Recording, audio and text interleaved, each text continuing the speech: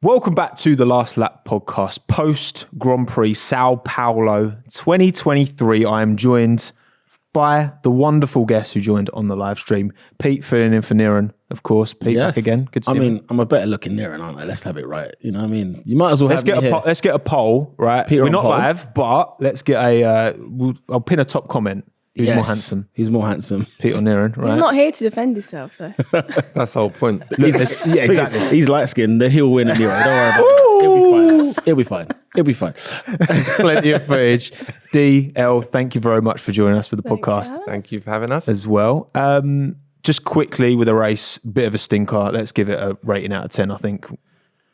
I mean, for me, especially by Interlagos standards, Alonso gave it something at the end, but as a product, it was a 3 out of 10 race. Oh, 3. Yeah. I'm going to go 5. There was a bit of action to begin with. We had a red flag. 5's like bang average, and that was Bang average. below average. The sprint was better than the race, and that's when... That's what I was going to say, literally 2. If I'm saying sprint, everyone knows that I don't like the sprint. So if I'm saying the sprint's better, that's tough. Crazy. D? I'll probably go for 4, maybe 3.5. There was some action, but it weren't all action. And they just...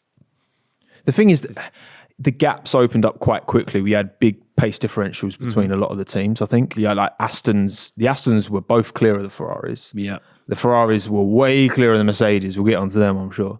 Max and Lando kind of checked out, and Lando just didn't quite have enough over the course of, a long race it had his red flag at the start, but it didn't have any additional safety cars. For Max to win by like 8 seconds isn't crazy. And obviously as a McLaren fan, Pete, you got to take that, right? Yeah, it used to be 88 seconds behind Max Verstappen. Now 8 seconds, we're biting your hand off. And this normal service resumed. P2 Lando Norris, when the car's right and everything's all set up, he just needs to put those qualies together. Do you know what I mean? Like we've been here before where we're starting P7 or P8, P9, whatever, and he's having to recover. Still, P2 is tremendous. Great. it's the best he can do. Yeah, it's the best he can do. Absolutely. So to see him do that, happy days. Happy days for McLaren. But I think driver of the day, Fernando Alonso, we all said it on the live stream. Definitely. That gave us something at the end, didn't it? Yeah, photo finish. Yeah. Well, 0.053 seconds between them at the end. Squeaky bum time. He still got it. Was it? I saw some of Fernando did to Perez in one lap what Perez was trying to do to Fernando for lap 20. That's the level, isn't It it? shows the caliber of skill that guy has. Still got at his age. Yeah. In his 40s, isn't he? It's It's number. He doesn't like it when you mention his age. How do you know? I talked to him over. personally. Yeah. Fernando Alonso on speed dial over here. Got contact. No, it's unreal for me. But Lance fifth as well. Like Aston, Brilliant. Where did this come Their from? own. They bought it back. We said at the beginning, we were like, they're gone. Yeah. Well, they were third quickest team today. Comfortably so. And the thing is that, with what happened in qualifying, we thought they would get eaten up because qualifying was a bit of luck in a sense of, the wind blew the wrong way type of thing. And then, they were on merit, got their positions today. So absolutely brilliant. And we saw pace from both of them coming through the field yesterday as well. Yeah. So it wasn't a mass. It's a surprise in the context of the season. Yeah. But after what we saw yesterday, it wasn't a huge shock to me that they come through. But I don't know. It's I think it just goes to show how close this battle is, because Aston never fell so far behind that they were completely out of the scrap for. They were at the bottom end of this scrap for second quickest car. True. But then they just turn up at Interlagos. Turn it on. What's the gap now to McLaren? I think 19. I'll double check. I think it's 19 points. Aston's in McLaren. What do we think? We everyone are just McLaren have got it. It's done. Well, to be honest, Piastri had a bit of a mare today. So if he was fortunate enough not to get hit and have the issues that he did, I feel like they would have got a lot more points. He could have potentially been up there with Lando. I think they got it. Or just behind Fernando. What's the gap you said? What did you say? 19, isn't it? Yeah, 21. 21. 21. Okay. So 21. it's there. Okay, 21 points. 21 points is, again, in a constructor's point of view, if Lance had a good race. He had a good sprint as well, in terms of race pace. But I mean, Fernando Alonso, like how much longer will he? Let's all predict when he actually will eventually retire. I don't think he'll do it next year. It won't be the end of next year. 2 years. This car is this is probably the closest he's ever been in the last how many years to actually being like close to in the championship, like getting some consistent points. Like at the start of the season, yeah, they were on fire. They slacked off a little bit, but it looks like they're starting to claw it back. So I feel like next year, if they have equally the same or better car, they might be giving McLaren a run for their money for the championship, or even P2 for the championship. Mercedes needs to pull their finger out, but I feel like they will. He won't retire anytime soon if the car is keeping them the same level of pace. Yeah. What do you reckon, Al? Well, why would you go if you're getting podiums? You're not going to go anywhere, are you? More trophies for the cabinet, isn't it? Exactly. Well, he'll retire when he.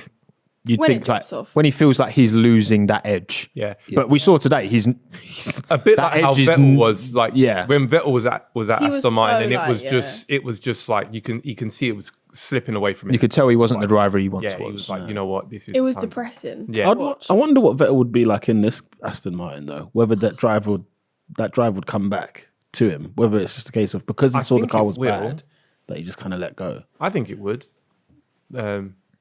Because when was it? Was it Suzuka when it was him and I think it was him and Alonso. Yeah, right at the line, photo finish. Photo finish. Yeah. So he's still got it in him to fight. It's just whether you have a good car behind you that you can put trust in. Yeah, I've seen that point mentioned actually. Like, you look at the gap Vettel-Stroll. Vettel was ahead of Stroll. Yeah. But not by anywhere near as much of a delta that Fernando's been ahead of Stroll. So if Fernando was in that Aston Martin last year, I think they would have achieved. I mean, they finished behind Alfa Romeo, level on points, but behind because of best result. That's crazy. So, I mean, this is Fernando's most competitive package since he left Ferrari in 2014. Yeah, definitely. Because he went, McLaren was, 15 was his first season at McLaren, and that never did anything. Nope. Alpine was trash, and he had a bit of time out between them. So, yeah, I think that it's one race. Yeah.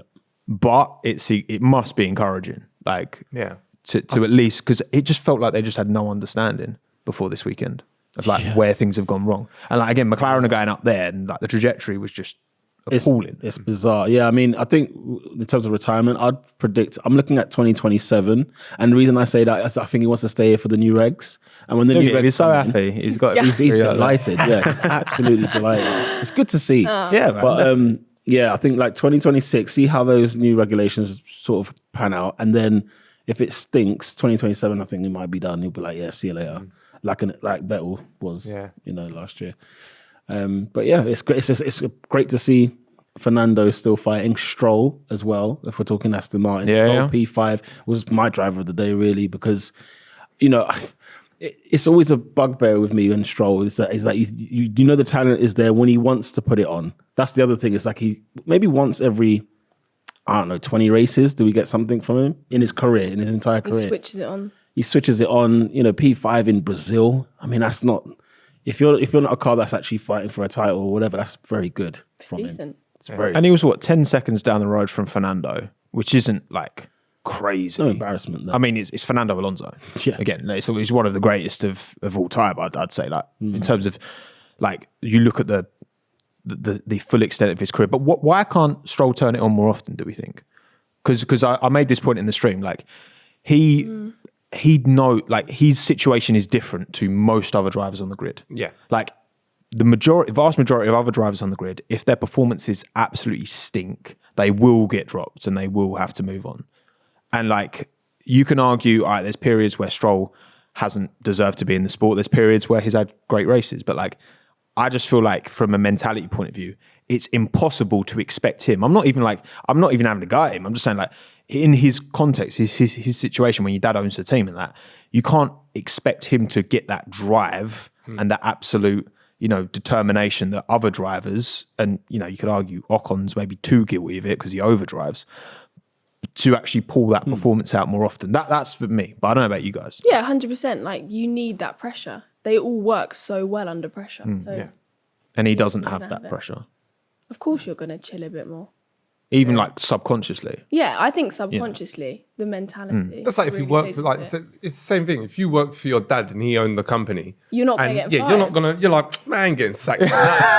You come to work late, don't you? Like 9:02, you live in the 9:03. same house here, and you still turn up to work late before your dad. Then But nothing happens. But yeah, you know it's And you'll get promoted. Yeah. Do you know what I mean? Like, with all of that. I think I wonder, does Lance even want to be a Formula One driver? Like, nobody's really asked that kind of question. You know how you could have a child and you want them to be what you want them to be what you would have loved to have been as a kid, blah, blah. And I just get this impression. It's just me reading like body language. It's nothing based on fact, but I always feel like he just doesn't want to be here. Not that passionate, is he? He doesn't want to be here. Yeah. So, and listen, to be a Formula One driver at the end of the day, you're one of the best in the world. And Lance doesn't finish last every single week. So he's clearly got something about him. So he's still top 20 driver in the world. Do you know what I mean? So there is something there. And that's what frustrates me, is that he's got the talent, he's got the resources, and it's just that hunger, that drive. He's got it in him to be a great driver and like run with some of the top drivers in the world. But I think when you look at other drivers who never made it to F1 and the amount of talent out there, it becomes increasingly difficult to justify. And look, performances like this will shut us up. Like, at the end of the day, if he keeps putting in performance like this, like we can't, say anything, because you do the talking on the track. And I think with Lance, like, this is obviously, he's a son of a billionaire, right? So he's come from an incredibly privileged background, but also like he's going to have this chip on his shoulder that like, and it doesn't matter like when he was going through karting, when he was going from judo formula, it was always, you're only here because you're a billionaire's son. And like, he's going to feel like there's that chip on his shoulder to prove himself. And I think, again, he's been in the sport, like was he 17 or 18 when he jumped in 2017? I don't know. I think he just turned 18. But so he was like a baby when he first jumped in. No, he was a kid. As you say, there's the hunger you need. That's the motivation you need. If everybody's up against you, for being, the son of a billionaire, it's like surely that's enough. Yeah. But hey, we all have different things that motivate us. So he's a human being at the end of the day, and it's like we're just jealous that we're not one of him. We're not him. Yeah. You know what I mean? That's the truth of the matter. Look, I'm not being funny. Like if any of us were in that position, like we had a parent who's billionaire. Do you want to be a racing driver? Yes, I do. Please, Dad. Thank you. Yeah. That'd be calm. But we would actually want to go ahead and win the championship. Oh yeah. I'm sure he wants to. I know I'm being nasty. But I think there's a winner's mentality that certain athletes, like someone like I think a Max Verstappen, Lewis clearly has it, a Lewis has it. Even you look at other sports like a Tiger Woods, a Kobe Bryant, like there's certain people who there's just some absolute dedication that like you can't train, I don't think. No. They're like obsessive. Yeah.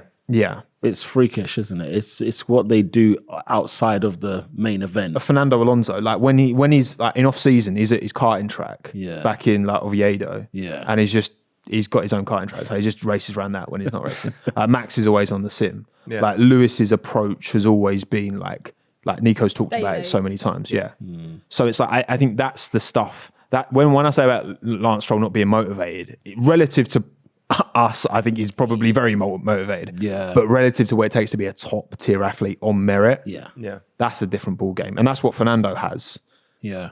I mean, that's why it's still going at 42. It feels like Formula One, however, it leaves a lot of room for in the elite corridor. Like it still seems to be like when I look at a Bottas, when we looked at Kimi Räikkönen before, when we look at certain drivers that we know, there's more in you than what you're giving us.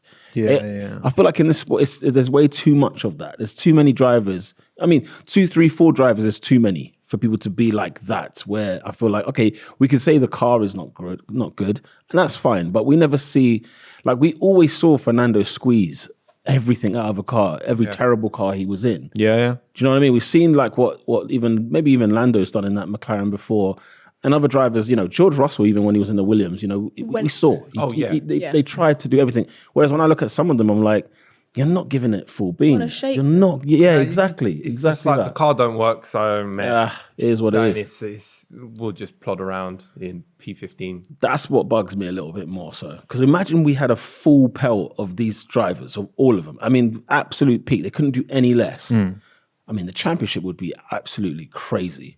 Absolutely crazy. Changing positions left, right, and centre every race. We wouldn't be able to predict. That's what I say. Like, we'll talk about various drivers. I know obviously when De Vries got dropped, a lot of people understandably were like, oh, it's very harsh. And I get that. he's fulfilling a seat that another driver could have. And you could argue, all right, maybe, obviously the way they move things around, Lawson clearly deserves a seat in F1. Yeah. But again, deserves is there's a lot of drivers who deserve a seat in F1. I mean, default, Charles Leclerc deserved to win the race. And that didn't quite happen, did it? I'm clipping that on my phone, and it's going straight on my story. That was wild. The fact that I was like, he deserves this win. And he crashed out on the formation. If you haven't seen the live stream, check it out, honestly. It's just mind-boggling. But yeah, if it was going to happen to anyone, it'd happen to him. It would. Yeah. If he's having any luck, it's bad luck. Well, I'll tell you what, we'll tell you who didn't. Well, it's, look, you all know, listening, watching around the world, that I'm quite an early investor in Yuki Coin. You are. Yuki Tsunoda is a driver I've got a lot of love for.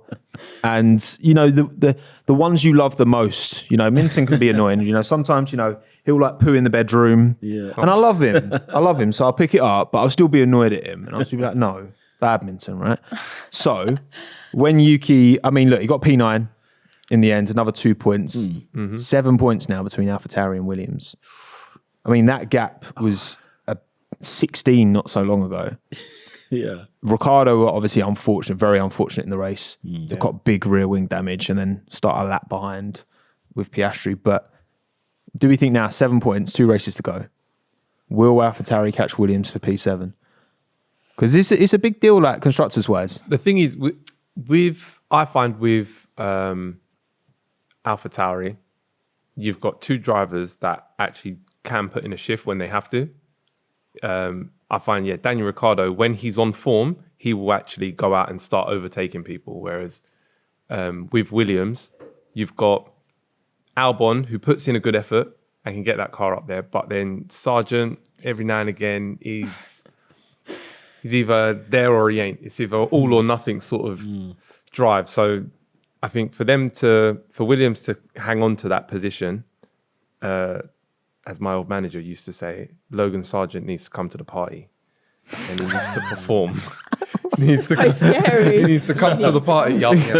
My old man used to do that all the time. Oh yeah. Like this is the thing. Like my work's a bit similar like this. If you're not performing, they will swap you out with another technician that works at Audi or Volkswagen or whatever. Sure. And that person will be a lot more hungry because it's better pay, you get better perks and stuff like that. So. There's an element to performance. But will they overcome 7 point deficit in 2 races? And think Vegas and Abu Dhabi, they're quite different tracks, but they've got. Yeah, you think they will? Yeah, I think they will. Because like I said, AlphaTauri have 2 drivers that can perform well. Yeah. Yeah. Elle, what do you reckon? I was going to say the same. In terms of Williams, you're relying on Alex having a bit of a blinding weekend, which he does. He was P7 at Silverstone or somewhere up there. Zan thought he was in the points. Yeah, He's had some good. Yeah, you're relying on him. Sadly for Logan, I think AlphaTauri will catch up. You've got Danny Rick in Vegas. He's going to go for it. Yeah, man. Do you remember that presser years ago? And Lewis was like Miami. Yeah. And then Daniel was like, I want Vegas. Imagine. And I'm glad he's back for it. And here No, I think they'll catch him. I don't think so, I'll be the one to say it. I think Williams will just about do it because I don't know whether this is just because the last 2 races we've had, whether AlphaTauri are for real. I don't know. And even then, both of the race weekends like Mexico and Brazil, they've not been clean. They've not been straightforward, if that makes sense. All the pieces are there. They should overtake Williams. They should.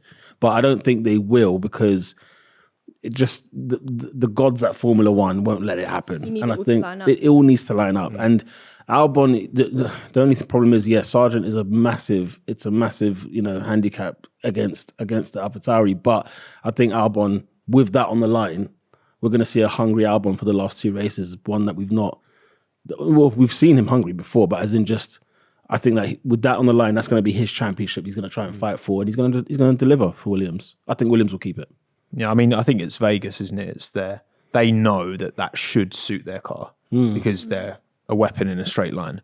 sorry, just interviewing Toto Wolff in a dark room Yeah, after a weird, isn't it? dark performance from Mercedes. Very fitting. I'm not impressed with George in the car. Very good. That's a great impression. That's very good. You see, You can make a little side hustle from that. There we go. You know where to find me. Do little cameos. It's audio only. Funny It's like, oh. video. Someone's already done that, haven't they? There's one geezer that does it on TikTok, isn't it? Oh, Really? yeah. Oh, there's that comedian bloke who, yeah. Oh, the comedian, Connor Moore. Yes, isn't it? yeah. He's way quite. better. have you heard his actual Yeah, accent? Like how he actually Yeah, talks? yeah, yeah. Blew my mind. It blew my mind. I didn't realize that was his accent. Look at that. 400 points. Jeez. Red Bull to Mercedes. Red Bull. That is That insanity. is mind blowing. Honestly. That's more So points than Verstappen could have Mercedes. won, you know, I mean, he could have won it on his own, to be fair. Oh yeah, well yeah, yeah, he would. Yeah, I think I don't know, man. It just takes one weird performance. The AlphaTauri, you know, according to kind of people in the paddock, like that seems to be the quickest car of the bottom four. I think we've seen that quite clearly in his last two races, where you know Williams need a certain type of track. I think their operating window is very narrow, and Alex has cashed in early doors. I think Logan's closer to Alex now than he's been all season, but it's just that they both qualified on the back row. So if even Alex can't cook, Logan obviously with Piastri going off, that kind of ruined his lap a bit. But I would say if I had to put money on it today, I would say AlphaTauri get P7. Wow. I would. I think the Ricciardo Sonoda effect. Albon's going to remember this, you know. I You're think outnumbered. Albon's going to remember this. That's all I'm going to say. this. know, I won't let my bias get I'd in the love way. to see Albon at one of the top teams again. And just Go to on, see how tell me he that would again. Tell me that again, D. I'd love- I love to hear it. I'd love to see Albon back at Which team though? Yeah. I wouldn't say Red Bull Thank you. Maybe because McLaren. maybe McLaren. Yeah, our drivers are locked in, guys. There's no. I know there's no that, room at but the end. it's just to see Hypothetically. how he would perform, like how he would do, because I don't feel like he got a chance at Red Bull, but it Or was Mercedes. short lived. You know, but Him and Lando had very similar F2 seasons. Yeah, I think a good challenging title car would be brilliant for Alex. It would be good to see because Alex still has more growth to come. Do you know what I mean? Like, and only if you're in an experience of the Ferraris and McLarens, Mercedes type of car, will we see that growth? Because unfortunately, he will be reaching the ceiling of that Williams, but that stunts his growth as well. same thing that happened to George, didn't it? Exactly He that. just ended up out driving the car. Yeah. And then What more could he prove? Yeah. Yeah. You know, against this is the issue I have, right? I'm the biggest Alex Albon fan out there, but I cannot say in my heart of hearts that he's like at a Russell Level. Norris because what we've had him against Kvyat in Toro Rosso, right? Then he gets to jump up alongside Max. Really good second half of 2019. You got Rookie of the Year, right? Ahead of Russell, ahead of Norris, all that, right? Yep. Great 2019. Obviously gets dicked on by Verstappen in 2020, right? Which we know it's a Perez with all of his experience is showing. I think Red Bull were too soon to promote him ideally, but then he was the best option they really kind of had at the time. Now he came back and he beat Latifi. Big whoop. Like he's beaten Sargent, like who's a rookie who's struggling. I'm not being funny. Like, we've not really seen him in the same machinery apart from against and like Kvyat, he almost matched Kvyat like in his rookie season. So I think, but that's so long ago now, and he's changed as a driver so much since then. I don't know if you put him in a Ferrari against Leclerc. Him and Leclerc were scrapping in F2 in 2017. Like that. Abu Dhabi, one of the best races in F2 history. Him and Leclerc, like squeezing each other at the final straight. It was so good. And it's like, I think he would be a Carlos Sainz to a Charles Leclerc. I think he'd be a couple of tenths off, but I can't honestly say anything more than that. The only thing I'd say is this, though, is that since he left, when he was like had a year out of Formula One and had some time away, I saw a more mature, more grown-up Alex Albon. And of course, that will come with time. And let's not forget, this Red Bull that we're watching right now, Alex was doing the work for this car. If you remember, like, because he was out of the grid, he was the one in that car, getting it tested and whatever else. And then they came out with a rocket launcher last year. And Alex, there might be something there. I mean, I know you're saying, we can't put him in the Norrises and Russells of this world just yet, but I don't know, man. If somebody's part of that setup, that Red Bull, who's managed to do something so accurately well, I don't know. I think he'll be more dangerous than we give him credit for. I think he'll be frightening. Frightening. I think so. Big statement. I think so. No, I think so. I think especially like I know Oscar is fresh. He's a baby right now, but Like an Oscar versus Albon scrap would be very good, and Albon would win that scrap if they were both in the McLaren. That's just what I think at the moment in time. And again, like Lando proved himself against Sainz, and he proved himself against Ricciardo. Yes. Like he's already, we know where he is. Yeah. And we know where Sainz is relative to Leclerc, and you can kind of work out, all right, Lando is the real deal. I feel like Albon just needs another opportunity at it. So obviously where he had the opportunity against Verstappen didn't really go to plan. So then they kind of like just dropped him.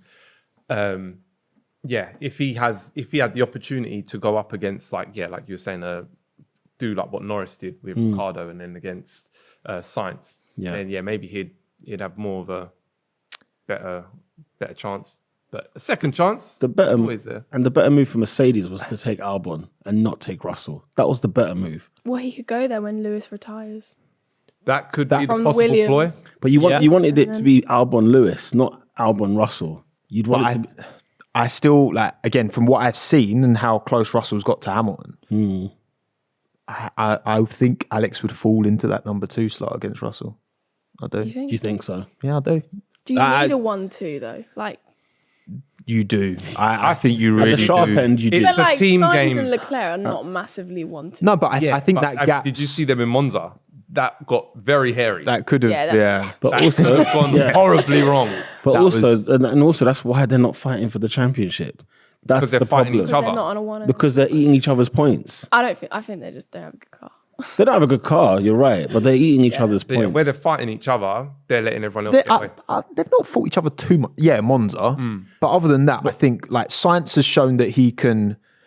I think there's a sweet spot. I think Bottas Hamilton. That sweet spot. Was perfect. That was unreal. perfect. When they're both unreal. Yeah. But 100%. They're both good, but they both know their roles. Yeah. Yeah. Definitely. I mean, I'm showing my age, but like the Rubens and Rubens Barrichello and Schumacher days, the Coulthard and Hakkinen days, that's what you want. Yeah. Those are the sweet spot kind of drivers you want. And I don't know, man. I said Perez done it for Verstappen back in 21. In 21, he In did. 21, yeah. In 21, Bottas did a worse job for Lewis than Yeah. Perez did for Max. But I mean, could have made all the difference. I think It it did, yeah. did. Yeah, it did. It did, definitely. Yeah. Like there were plenty of times where Bottas God, yeah. could and should have done more Yeah. to help out Lewis for sure. He was doing P7s and whatnot. But I think he'd he'd kind of checked out by then. He did. Yeah, I think he knew the inevitable was happening. He weren't gonna be world champion. Lewis was still going for. Also, Lewis was going for 8. I've asked this question many a time, and L's suggestion of Alex to Mercedes, that's the one that I hear Don't most you like often. that? Yeah. I kind of do. I can see it. No, I do. I do. It depends, again, how much longer we get Lewis for. We know 2 more years, right? Then I've That was seen someone gets COVID again. That could Well. happen too. That'll be Vesty though, wouldn't it, on the call up? The thing is, I don't know. That's like 2 years away. Look, I'd love Alex to do it at Williams. By the way, like obviously they're investing a lot of money. Like I'd love him to do it at that team, like get to the front. Yeah. Win. Front runner. I mean, Williams. Get a win. Great. Imagine getting a win in a Williams. That would be Headlines. yeah. Yeah, because And Vowles is very impressive, isn't he? he is. James think Vowles he is, yeah. Oh God, yeah, he's had a good year for sure. He's had a good first year. He's impressive, but I don't know if he'll. Not that impressive. I don't know. It's his first year as a team principal. It is Exactly. Yeah, I mean, You know, you got Needs to give time. him. He's kind of a team principal rookie in that sense. yeah. I mean, Williams being P7 in the constructors is big because this it's team a was big in the mire. They were absolutely finished. And I know we know Williams as well bad. of good. They were so bad. 2019, they didn't even have a car ready. They for weren't even testing. ready for testing. They missed like the first day and a That half. was the first. Was that the first year of Drive to Survive as well? Yeah, I think. God, imagine that. That was their story. That was them kicking that things was- off. that Or was- Claire. That was stress. But that was the thing. They were the last of She had it hard. they were the last of the family run, like family owned team. Yeah. And yeah, the price of everything went up. Like to run in Formula One Yeah. from when they started. Yeah, It's completely gone up different like sport, 100 isn't it? fold. Completely different The sport. cost cap would have worked if the Williams family was still around because they were probably gagging for that for ages when Yeah. they couldn't match anybody financially. But anyway, Yeah, and that's the thing. Well, look, the sport's gonna. Well, hopefully Williams can get back to the top because I'd love to see that iconic name back at the front. But change the livery though. We don't. I don't. When I think of a Williams livery, I don't think of what we've got right here. You don't think think white they've- and blue? I think more of the white. Yeah, more white, and then and I don't think they've really accent. found their identity yet. I think they're trying a few different things. they are. They are. But I tell you, well, what will probably be changing next year in the sprint races which has been a bit of a hot topic recently. Obviously, we've had all 6 this year, and there's going to be 6 next year, probably. I'm not sure if that's confirmed, but almost certainly, right? Of 24 races, so about, one in 10? Every 4. After this podcast comes out, 10. Yeah. Fuck you, Stefano. First of all, I want to know, what all you 4 think of the sprint as it is? Are we happy? Are we sad? Are we indifferent? Elle, starting with you. I think there's so much to kind of unpack with it. Like, when you're an avid F1 fan, like we all are, we probably love it. More racing, more intense, etc. But I think for people that don't watch practice anyway, like, it's just too much. Like, you see everywhere people asking questions, what is the format? What is the shootout? How does the quali work for sprint? Like, it is confusing. Even for us, we're all like, okay, what's going on? Let's get used to the new layout and stuff. I mean, yesterday was good, the sprint. When it's good, it's good. But I don't think we need 6. It's just, I don't know. It's a bit much. Okay. D? I think it's good. The sprint's all right. But I feel like there needs to be like a little bit more practice sessions. As we saw in the race, I don't think many teams worked out, well, Mercedes for one, did not work out the car. Like, so they had one practice session and then that was it. That's all you got. And then good luck with whatever car you've got in that practice session. Yeah. But then for the sprint, it should allow you to make changes on your car, so you can still use the sprint race as a sort of practice session. So definitely after FP1, it doesn't go parc fermé. It's more like, all right, you've got FP1 and the sprint to work out what car you've got. So you've got essentially one sort of practice run and one like sort of simulated race run. I like that. And then on top of that, I feel like a mandatory pit stop would be... What, in the sprint? Yeah, would be a little bit more. So it adds more strategy to the race rather than everyone goes on softs and then... Just go for it. Yeah, so then if everyone has to pit stop, people can go on softs and like go around, but then they know they have to stop again. Whereas if it's like, everyone, if you have to pit stop, then it adds more strategy to the race. So there's a bit more action. People need to think, if we have to pit stop, so what do we do? Do we go like now? Do we wait it out? Do you reckon we can do it 5 laps before the end? Can we build a gap? Can we add more? And if you mess up a pit stop, it's going to hit you exponentially harder. Yeah.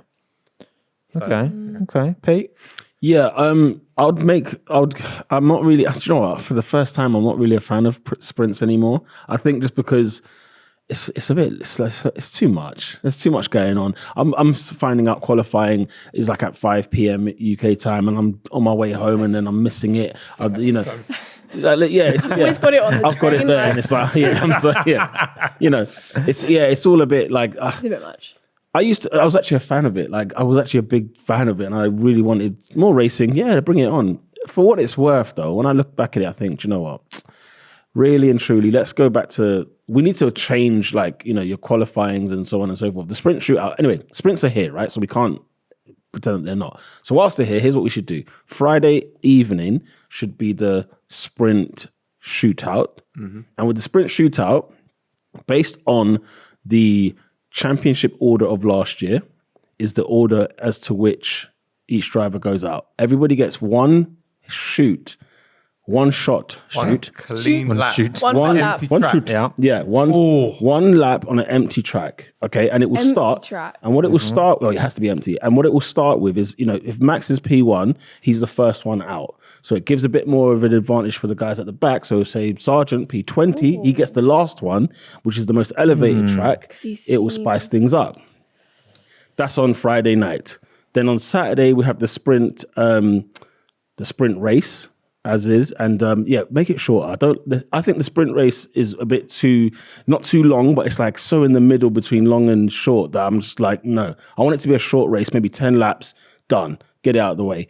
And maybe even if, I agree, maybe a mandatory pit stop might spice it up a little bit. Then qualifying is Saturday evening. So qualifying for the Sunday's race, Saturday evening, because quali on Friday, and a sprint day on Saturday and then a race on Sunday is blowing my mind. You forget what the grid is on Sunday, don't Honestly, you? You're like, I was who's coming where? here. Are they racing? Are Yeah, they yeah. qualifying? Like on the way here, I was like, okay, what are we going to talk about today? Are we going to review the quali or are we going to review the sprint day? And we ended up talking about the sprint day, even though the race here was to do from the quali on Friday. Do you get what I mean? And it's like, yeah. So for just keep them linear, just like make it sprint is the first set, and then the race, the Grand Prix weekend is the second set. Well, that's what I do. The FIA have acknowledged this in F1, and there's a few proposed ideas they've kind of put out, which seems to be the way they're planning for next year. So, like you say, the normal Grand Prix qualifying, the real race will be on Saturday afternoon. Okay. And then the sprint race moves to Saturday morning. So you've got sprint quali. So you've got FP1 Friday. Yeah. Then sprint quali. Yeah. Sprint race Saturday morning. Then part ferme. Cool. You can change your car ahead of qualifying, which is basically kind of what you said. Is that what they're saying? I didn't Kind of there. That's what's been. Did you read that before? No. Yeah. I Bit of genuinely- research. I'm actually surprised. So then it will make So you'll have the sprint will be done completed by Saturday afternoon. Yeah. And then when we have Saturday afternoon qualifying, Yeah. it should be harder to then get the two mixed up because you can just kind of forget about. All right, you write that off. And you don't have to watch the sprint then. You can just treat it as a normal. Don't have to watch the sprint if you don't want to. Yeah. Come in 'Cause it on doesn't- Saturday quali. I think if this is what happens, I think it's an improvement. Yeah. I still think the idea of sending Max out first is a bit mad because you don't then get that crescendo. Yes, track evolution is a thing, but is it enough? You could probably get pole position set on the first lap. True. And then Sargent will probably be P20 on the last lap. When they're going out one at a time, I don't know how much track evolution there'd be. Yeah. So I'd probably still put it in reverse order of either the championship at the time or how it finished the season prior, maybe if it's the first race of the season. Yeah. But I'd like to see the one shot. I agree with that. I think clean, empty track, one shot, you wouldn't get any traffic. Yeah. You wouldn't get there's a lot of problems it would solve. It would create other problems potentially if it starts raining halfway through. But then Magnussen got pole last year in Brazil because it started raining halfway through and he got his lap in early. Yeah. Part of the fun. Exactly. So I think with a bit more adjustment, they can get it to a place where, because we were saying too much F1. My argument against that, right? This sport, we have 24 events all year. That's the entire sport. Yes, 24 is a lot by F1 standards, but compared to other sports, Football. Premier League, you have 800 games a year. NBA is over 1,000 per regular season. I think I'm not necessarily fundamentally against. Don't get me wrong. As a diehard fan, I quite enjoy chucking the practice on a Friday. I'm doing a bit of work, having it in the background. Right? I've got my own experience, my own nostalgia with that. Yeah. But if it means we can get more value, more entertainment out of this product and see more racing when there's only 24 events all year in all these different parts of the world, then actually, if they can make it good, which I don't think it is right now, I think even though we had a good sprint yesterday, I still think the format is fundamentally flawed, and I'm glad they're making these changes. But we've got 24 events all year. Okay. If we can double the amount of races, But it's the same having thing sprints. in a mini format. I was just going to say. It's not different Let's enough. talk about football you brought which up is there. why they need to change it. As you said, football's got 800 games, but you're a West Ham United fan, right? And So would am you... I. Oh, Just God. saying. Wins. Season 2 ticket Arsenal, holder. 2 West Ham. That's all right. Oh, is it? Come on, you guys. Yeah. I got rid of mine a few years ago. I've given up. So imagine, We right? beat Arsenal. Do you say Arsenal? Stop it. The other day. This is a Brilliant Formula One watch. podcast. You passed on Can from we that one please move quite on? quickly. Iron. and it's a marathon, not a sprint. Back to the conversation. West Ham, would you watch them, Friday afternoon, they got a training session. They have a friendly on Friday evening. They then got another training session on Saturday morning. They've then got, a Europa League game on the Saturday night. Then they've got a training session the next morning, or not even the next morning. It's just but they it's a play Premier once League a game. week. Exactly. So when you said Already? no, because as you said, with the Formula One thing, is the problem is, say you've got your driver Alonso, you're watching Alonso race, Friday, Saturday, Sunday, Yeah. as opposed to it being just one weekend. It's not just one event. It's 3 of events for one, if that makes sense. So I get what you're saying in terms of there's 24 races in a year, so that's only 24 weekends really. So make the most out of being on all these different parts of the world. It's 24 times 3 really, because you're watching the same person three Finish in the times in same that place, weekend. probably. 3 times in the weekend. Whereas that's why I said, like with West Ham, you get them once a week, maybe twice, depending on what other competition they're in. Yeah. And it's only, it's 38 games in a season. Plus but cup games. yes, but it's not so sandwiched together. Like you only get to see West Ham 90 minutes and then you might not see them again for 4 more days. This is back-to-back, 2 sessions in one day.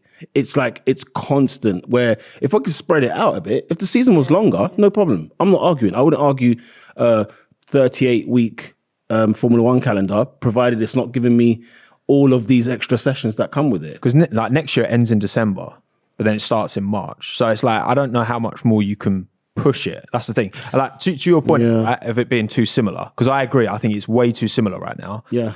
I think that if you open Parc Fermé after sprint, we knew Mercedes were going to be shit in this race because they were shit in the sprint. Yeah. But if you reopen Parc Fermé, it gives an opportunity to change the setup of your car. You look at Singapore with Red Bull. Yeah. Dominant. Yeah. Bottle the setup of the car going into that race, and they're nowhere. Like Mercedes this weekend, they were great last weekend. Lewis was like really happy with the car for the first time in ages, and now he's like, get rid of this car. And they it's knew terrible. that. He said he knew that it was going to be shit. Yeah, In the because it was shit in the sprint, because they didn't reopen Parc Fermé. So I think reopening Parc Fermé would help that, because I agree, like too many of these have been like spoilers. Yeah. It's just we got a spoiler yesterday. podium. Yeah. You can predict the podium easy. But- because you see it in the But sprint. if you reopen Parc Fermé, Change up. It's a whole curveball. you know, because But then setup is so, especially with these ground effect cars. Oh, yeah. Because it's all about like it's Aerodynamic. fractions of a millimeter can make noticeable difference in your like ride height. It's more important. Like I would argue, in some ways, setup is these cars are more sensitive to good and bad setup than they were in the previous generation, from what we're seeing. But will it not give more room for the elite teams to be back to how normal a race weekend is? Isn't the fact that we got one practice session kind of spice things up? Like we get an Aston Martin this weekend, whereas if they had all 3 practice sessions, your Mercedes, your whoever else, they'll all be at the front of the grid as per normal. Wouldn't we want the fact that they've got less sessions, or in terms of the Parc Fermé point, as in would you want it to be a case of like, we're never going to see Stroll 5th this season if it wasn't for that? I see that. Does it work We're again? seeing different winners as well of the sprint. Yeah, obviously Oscar and George last year around here. No, I would be, compared to like on a normal race weekend, the cars spend more time practicing than they do Racing. race plus qualifying as well.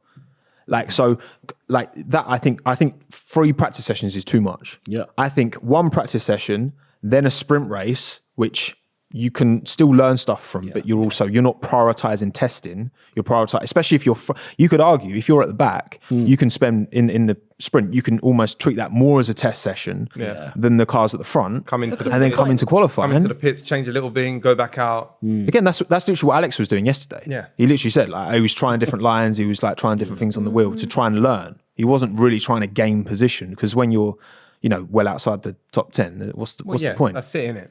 So Or you make it more high stakes. They get, 8 points? For winning in a sprint? So you're not going to be as happy winning a sprint. You see it. They're like, oh yeah, Oscar was like, I've won a sprint. Even Cool. Oscar, a rookie. They're not as high. They're not Cheers, high mate. stakes. Yeah. So what should the stakes be? Do you think? We could do normal points. 25 points. Oh, normal points would be driving for Maybe their not life. normal, but like That's what you want. Yeah. That's what I you just want. don't know That's how what I they do used that. Yeah, like if you're at the back, what in a sprint, it's like pointless. Also, why don't we give all points? That's in the what sprint? happens in IndyCar. Like in the sprint, Everyone just gets give points. Everyone, just give everyone a point. Give them the points. Yeah, just chuck them out. You know what I mean? Your P20. Yeah. Yeah, it's People 5 at the points. back, There you give go. them the opportunity. That should be the opportunity, the sprint, for the back markers to have more fun. Yeah, could you do like top 15 get points, and it's 15 down to 1? Then you've got that opportunity for that 5 that don't usually get points. Especially with a team like Haas, that they just can't hold on to their tyres for a race. So the sprints are good for Haas, because they can just cook them early and just hope they hold on to a good qualifying position. Yeah, So that's true. I don't know. I think there's room for it. I'm still open to. I get some. I understand why it's because I think the format's not right now. I just hope that F1. Well, they say they're meant to be making these changes for next year. It'd be But good we'll to see. I think let's spread it out a bit. It's just too sandwiched. Friday to Sunday, I've had like 8 sessions. They chuck it at you, don't Do you know what I mean? And I'm just like exhausted by the end of it. Whereas You don't get any midweek F1. that's what I'd You don't rather get that, you but don't get any weeks off But in I'd F1 rather- like you do like. I'd rather You do get stuff. weeks off, You know, give me more content on the Wednesday, Thursday, Friday. Let's lead up to it. Let's lead up to the crescendo that is Sunday, and you don't have to have a race every week. In that case, you have a race every 2 weeks, and it just keeps that rhythm. I know somebody was mentioning. You said you like the triple headers. I mean, yeah, I'm exhausted. I mean, triple headers and the sprint. After this race, I'm like, Actually, there was one other suggestion that Craig Slater made, and I thought it's quite interesting. If you you literally just have, like, you turn up on the, I guess, Friday, like the teams turn up on the Friday, Saturday, like one practice session, then qualifying, straight into the race Sunday. But then you have more Grand Prix over the course of the year. So you shorten the weekend, but then maybe have 28 races or something. Yeah. I hear it. I'm with that. I don't instead mind of because they get there like Wednesday at the moment. Yeah. And then they're like media Thursday, practice Friday. So you turn up Friday, like early doors, get the media done. Saturday, one practice session, qualifying, race Sunday. Yeah. yeah. And then more races. That could maybe be a thing. People probably watch it more, like the engagement, if it's on more but spread out. Yeah. Yeah. That's not the worst shout. It's definitely not. So, and it would get a few tracks we mentioned earlier, like Kyle Army, Sepang, Hockenheim back on the calendar, maybe. That could cook. Nürburgring would be the Nordschleife, the full full 6 minute bring it back like the old days. Bring it back. You team Nürburgring over Hockenheim? Surely not. Ooh, Hockenheim's you know what? one. GP I like the Nürburgring for like Porsches. Fair dues. Yeah. for GT cars. Isn't it? Fair dues. There's a video on YouTube, a 919 Evo going around the Nürburgring like on a timed lap for like to set a world record. This thing is flying. Oh, I know. When it's not got headlights, right? Nah. It's just got covers. It looks over. like a Mon car. Yeah, I think they've just got stickers for headlights. Yeah, this thing's booking it round there. You see the camera angles. It's like no, crazy. Brilliant. Well, look, final subject and another track that we don't know how interesting it will or won't be, and we talked a bit about this on the live stream, is Las Vegas. Viva. How are we feeling about Vegas? Because I think all of the hype is very much off track and there's not been too much focus on the track itself, which I'm a bit concerned about, guys. I'm not going to lie. It's like a magician, isn't it? This is where all the magic's happening. It's probably happening somewhere else. I hope that it's a good race. I haven't got high hopes for it. I feel like it is going to be very overproduced. Oh yeah, it's going to be great. It's going to be great. Have any of you guys been to Vegas, by the way? Never been. Doesn't appeal to me. Okay, you're not interested. No, doesn't appeal. You got one or two ways, I think. Yeah, I'll come back broke. I mean, Put it that way. Yeah. I'll come back in crushing debt. I mean, aren't there like the slots at the airports meant to be really good odds to like try and get you to Stay. yeah, There's all these like little mental things that I know. Lure you You in. play the system, you know. Yeah. But I don't know. What do you think, El? It's given Miami, I think. You know, when we saw, like, the track wasn't even ready and then they had, like, the little port and it was just awful. Yeah. The Like, fake water. Oh, I love it. I just think, I don't know. I'm not sure about, it's all about the racing for us as fans. Yeah. Like, and I just don't think it's going to be great. So, yeah. I'm going in open-minded, straight up. I'm just going to go in there and be like, you know what? Like, I love America. I love the way that they sell things very well, right? They're very good at presentation and all that kind of thing. I'm just going to be like, look, give it to me. Show me what you got. Embrace the fun. I'll embrace it. Give it to me, baby. Yeah, exactly. If the race sucks, hey, it is what it is, right? But It will be fun. I will drink it in for sure. And it's the first one. It's Las Vegas. It's at night. Like, there's a lot of things that we don't know, and that's kind of cool. Just to kind of get in there and be like, I don't think they'll even have a flat surface. Like, I think it's going to be absolute. Because have you seen that when Red Bull do stuff? Is it in Vegas that they do it? Red Bull does they've stuff done where show they've done runs, like a whole strip, and then they've done like a UE and whatever else. Like, that's always been very much like, I wonder what it would be like for a race. Yeah. That's going to be dangerous and it's going to look mental. So just for the sheer shenanigans, I'm ready for it. And let's see how it goes. It might die down very quickly. It might, but yeah, I'm going to embrace that. I'm looking forward to it. But we talked about locals don't seem to be happy. I think we've all seen different reports, right? Yeah. Like locals like where they've got the big sphere now, so they're covering it up because they don't want people looking at the track from the bridges, and they're just like tearing it all off. Yeah, they're peeling it all back. I don't know. And you were saying like digging up trees and stuff, right? Yeah, they literally had like a tiny bit, like, you know what Vegas is like. They had a bit of water. It's meant to be like a little fake, you know. They got rid of that. It's concrete. They had trees, and all the residents are like, right, the little bit of greenery we did have is gone. There's literally holes where the trees were, and they're just filled with concrete. It's bad. Why? Is it a safety Is it thing? for the if track? Yeah, cars not hitting the On the trees, maybe, or I don't know. Like, they're building like major grandstands there. Oh yeah, Like, everywhere. They're that's- dotting so that's them what about. That's it? what's like. That's why they're unearthing trees and stuff like. Because they're like, we need to make room for the grandstand. There's like a place that normally has the pool, and they've just like whacked it. They've drained the pool and whacked a whole load of scaffolding in there for the base of the grandstand, which is yes. But then you can't watch as a resident. But then that's the thing. The people that it hurts the most is people that have just booked a trip to Vegas, have no intention of watching a Formula One. Now they're stuck because it's a case of like they can't go do all the sightseeing that they want to do because half of it's going to be cut off from the track. They said it's all blocked, all the major like landmarks there, like the volcano and things. And that's why, like, I think a British street circuit in London would never be a good idea. oh my god, that would be awful. It'd be carnage. That would be Like, so. London bad. doesn't function correctly on the best of times. Nah. If you were Just Stop Oil would love that though. Oh yeah, They'd be all over that. all over it. They would be all over that. because I know that there was rumors of like a London street circuit around Yeah, there was. the East London area. Yeah. Like Docklands way, yeah. But yeah, it would just be carnage because I used to work at East London Porsche, and the A12 that runs next to that God. is a nightmare anyway. That's so bad. So you'd have to shut everything from about there onwards Yeah. before you get it's, street circuits in major landmark city places is not ideal. Yeah, because actually, when you think, I mean, obviously Monaco's so established; it's been there forever. It's always been. It's just part of the. They've facilitated So normalized. that, Yeah. And then you look at the other. I mean, Baku obviously like is quite a new city relative, and I mean compared to a city like Vegas or London, I nowhere near the. Yeah, that's going to be really interesting to see how that like, because you got to think if they've gone on to this effort, they've built this. There's a permanent facility there as well, right, in Vegas, because obviously a lot of the track will come down, but there's still like I think where the pits is, that's a permanent building that's going to stay there.